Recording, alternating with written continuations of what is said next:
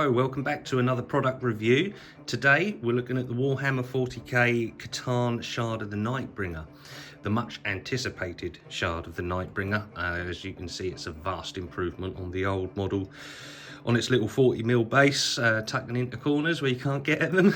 They've brought it in line now with the Void Dragon in scale, which I think is appropriate. Just got to get the other one done now, haven't they? The Deceiver, because he's still on his little 40mm base. But anyway, back to this, the Shard of the Nightbringer. Look at it, it is death incarnate. The box art is absolutely beautiful. He looks super menacing. I think they've done a brilliant job with the reimagining.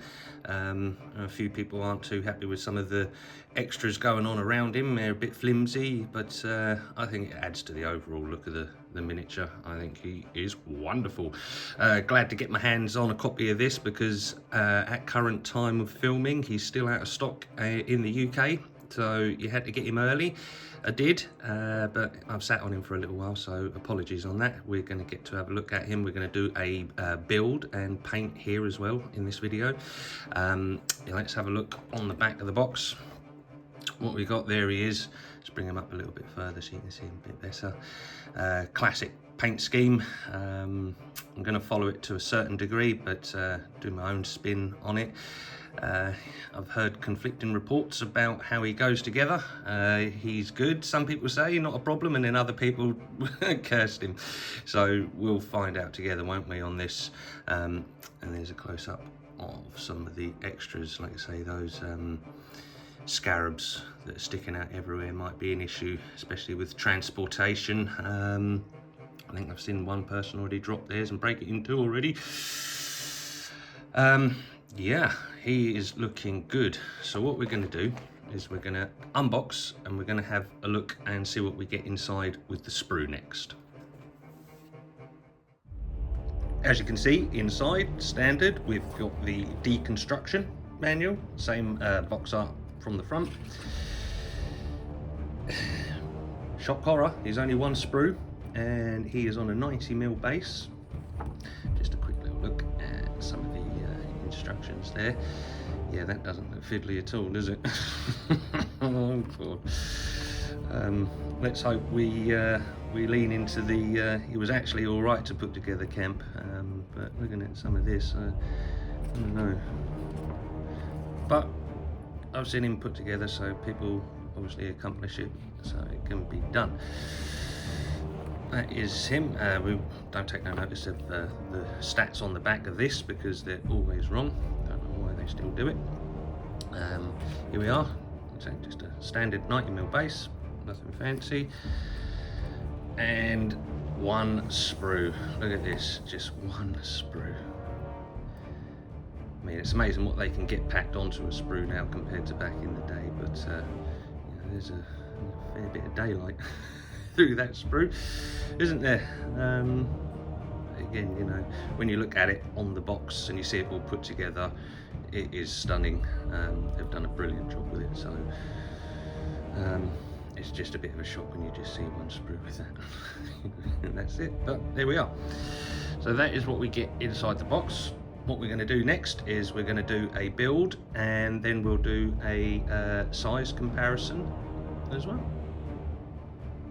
And here we are with the final version. He was all right to put together. He was a little bit tricky. There's lots of little parts. You definitely have to be in your zen zone when you tackle this model. Although there doesn't look a lot on the sprue, there actually is quite a few components, and you really have to make sure that you get the right connection points to get them all to line up. Shout out to my man Michael Beale. He put this together before me and gave me a little heads up on the back of the cape. This area here was a little bit tricky. I think I've pulled it off round the back, but unfortunately, as you can see here, look, through this center seam, it didn't quite line up. Now, I could have put some modelling putty in there, but I was a little bit impatient because I'm playing Necrons in a local league, and you get to change your list after a few games, and I really wanted to put him in there, so and obviously time getting him painted. But yeah, that is the worst part, I would say. These weren't too bad, these extras around the outside, they're okay. Optional as well, you don't have to put them on. I did because I just, you know, got all the kit, might as well use it. You pay for it, don't you? But I can understand why some people don't want to put them on. Yeah, I'd give him a 4 out of 5 for build. Like I say, you definitely have to be in your zen zone when you're putting him together. Don't come home from work and, you know, try and put him together if you're a little bit stressed out, because he is a little bit tricky. But overall, yeah, wasn't too bad. I have definitely put together worse. Well, what we'll do now is I'll give you a little recipe on how I painted him. I stayed fairly faithful to the box art in the end.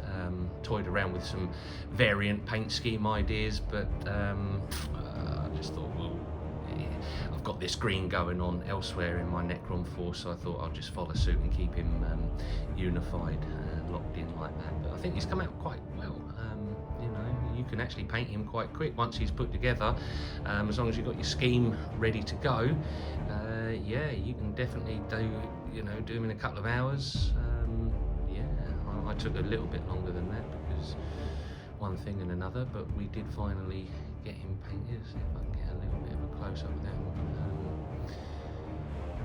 going out of focus too much, just so you can get a little look. That horrible scene through the middle. There you are. That is him. Let's say vast improvement on the old model. They really do these new sculpts ever so nice. Yeah, really impressed with that. So what I'll do is I'll just let you know how I've gone about painting him. Okay, so what we did first is we gave him a lead belcher, all over lead belcher undercoat, and obviously put him together in his entirety. So the scarabs on the outside, they were all put on at that point. Again, like I said previously, I had and ahhed over which way to paint him, because there's some awesome variant colour schemes out there, but like I say, I try to keep it unified. So using what I got, base coated him with lead belcher all over. If you can call it skin, that is grey knight steel. So I put a base coat of that down just to sort of differentiate the steels. It's got that nice blue sheen in there. The cape was first of all base coated with a contrast Croxigore scales, if I can remember correctly. It's a nice blue green, it sits in that middle ground, and I think that looked quite faithful to the box art. And again, it was just something that, you know, one of those colours you got sitting around. I didn't go out and buy any paints especially for this. I was just using what I had in my arsenal. So that was the base coat for the cape. Then what we did on the lower extremities of the cape is just went in with Tesseract Glow.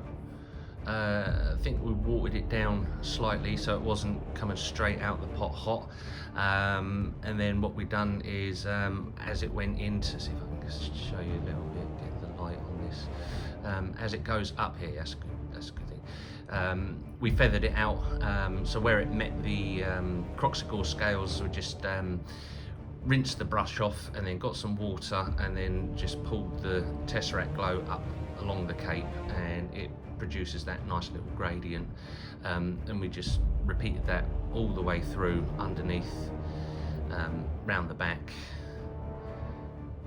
So that's how we managed to achieve that. And then once that had dried, we went back in with a second coat just along the bottom edges, to really sort of make it glow and pop, because that Tesseract Glow is a fantastic technical paint. And same with the lightning bolts that are coming up out of the ground that are supporting the scarabs. They are undercoated in white and then hit with the Tesseract Glow. Scarabs, fairly straightforward. again, they're already undercoated with the lead belcher. So we came in with the brass to hit the sides, and then in the middle there we grabbed, I can't exactly remember what contrast green that was now, but any green that you've got sitting around, just put that in there, and that really sets those apart from the model. And then obviously we got all the eyes done on the scarabs as well, just a white dot, and then again hit with the Tesseract glow. Standard metal colour scheme for the top of the scythe. In hindsight I could come back to that, again because I wanted to get it ready and on the table for this tournament, league at work, sorry. I just left it like that, so it's not the best, but it will do for now. But yeah, we can always revisit that with some highlights of Stormhost Silver. We want to just really pick the edges out on that. The shaft of the scythe is just picked with a brown, any brown that you've got. Gold for the bottom of the scythe there, the little stubby bit there, and just to put a little bit of excitement into the top of the robe, we've hit it with a Druchii Violet, watered down, and that just settles into some of these recesses. I hope that's picking that up. I hope this is not too blurry. And we've just done that all the way around, and again same in the skin areas of the see the legs there around the ankle, and in the where the quadriceps would be, we've put some shade underneath that just to pick them out. And again same with the face and the fingers. It's subtle, it is there, hope it's coming out on camera, and just to, you know, make a little bit of interest in the skin areas. He's got this little bit around the back, and again I can come back if I want to darken that up at a later stage. Oh, one thing to note, sorry, go back a few steps. When we hit the cape with its Croxy Gore scales, I gave it all a dry brush to really pick out the folds, or the highest points of the cape itself, just to pick those out, and then we put the washes over the top so they will still shine through, hopefully. And that is, as far as I can tell, everything that we have done on this. Basing wise, just sprayed it with one of those stone effect sprays that you can get from most hobby stores, places like the Range, etc. They do them. I find it's just nice and quick and simple. You just hit it with that spray, job's done. You haven't got to come back to it, apart from just putting the, you know, around the rim of the base, whatever particular colour you want. It's based in the snow scheme like the rest of the Necrons, with this these Gamers Grass neon tufts are awesome. I love them. I've got them on lots of the Necron models. I just think they really pop. They look fantastic. And a little hazardous sign. It's actually a grave marker. I think I pilfered that from an Imperial Guard kit. It was just something knocking about, and I thought, that looks quite radioactive. He's big bad radioactive monster. His rules are really nice. He helps unravel things in the game. You stand, I think, within 6 inches of them. Yeah, it's not a good day for you. So we put that on there just to sort of emphasise his toxic, corrosive nature. So that is everything. Yeah, all painted up, ready to go. Like I say, I can come back to him if I want to. Let's have a look at the box art again just quickly. I think I've been fairly faithful to that. Theirs is always looking much better because we know they Photoshop their photos, don't we? But yeah, it's good enough for me. It's on the table, so we're happy. Overall, yeah, really like it. I think they've done a great job. May that continue with a lot more of their releases coming forth. I'm going to do a video on the new Defiler because that's up for pre-order now, so we're going to have a look at that soon. Right, now it's everybody's favourite part of the video, size comparison. So they've obviously made him a lot bigger than what he was before. He's a bit of a tall lad, so let's have a look and see up against his bud, the Void Dragon. As you can see here, let's bring him down a little bit. There we go. Obviously the Void Dragon is a little bit bigger because of the size of the wings, but in appearance, yep, they absolutely match, and it looks so much better. One thing to note though, if I put them down this way, the Nightbringer is actually on a bigger stand than the Void Dragon. The Nightbringer is on a 100mm base, so that was, I don't know why they've quite done it like that, or maybe he could do with going up to 100, but who knows. But there is a difference, so yeah, he's on that slightly bigger base, so when you look at him from above, he's got that little bit more girth, but as far as, like, you know, a head-on comparison, yeah, they're in the same ballpark. Don't they look so cool? They are brilliant models.